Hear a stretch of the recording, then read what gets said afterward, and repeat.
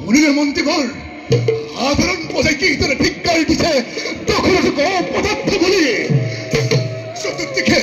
চতুৰ্থিকে শুনে মই কেৱল ঠিক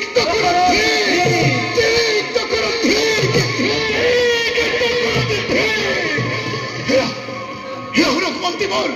কালি শুনক পক্ষী মানে কয় প্ৰজাই কয়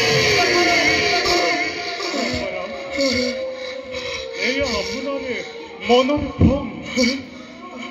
মহাৰাজ সূৰ্য উদয় পৰা সূৰ্য অস্ত যোৱালৈকে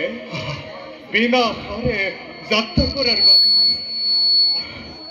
আৰু মানসিকভাৱে দুৰ্বল হৈ পৰিছে হে বলক মহাৰাজ যাওঁ আমি নিষ্কাৰণে শান্তিৰ বিশ্ৰামে আনি দিব আপোনাক শান্তি বিশ্ৰাম হেই হৈ গল মন্ত্ৰীবৰ বিশ্ৰাম হেই হৈ গল বিশ্ৰাম কৰি বিষয় ভোগ কৰি প্ৰজাগণক ঠেলি দিলো মই মৃত্যুৰ মুখলৈ কিন্তু এইবাৰ সতৰ্ক মই এই অপহৰাস নপেলাতেই যাত্ৰা কৰিম মই অমৰাৱতীপুৰে মহাৰাজ প্ৰথমে বিনয়েৰে সুধিম দেবেন্দ্ৰক বৃষ্টিপাত কৰিবলৈ নকৰে অযথা ৰাজ্যত ৰিহাই প্ৰয়োজন শিৱ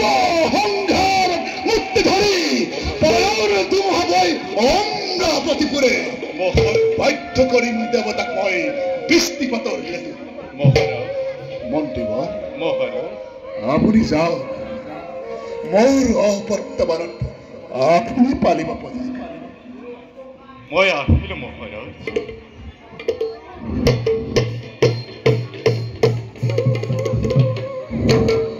দেবেন্দ্ৰ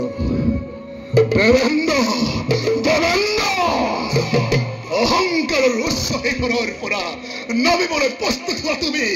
গৈ আছো ৰাজা দখলত অমৰাৱতী হেতু দেবেন্দ্ৰ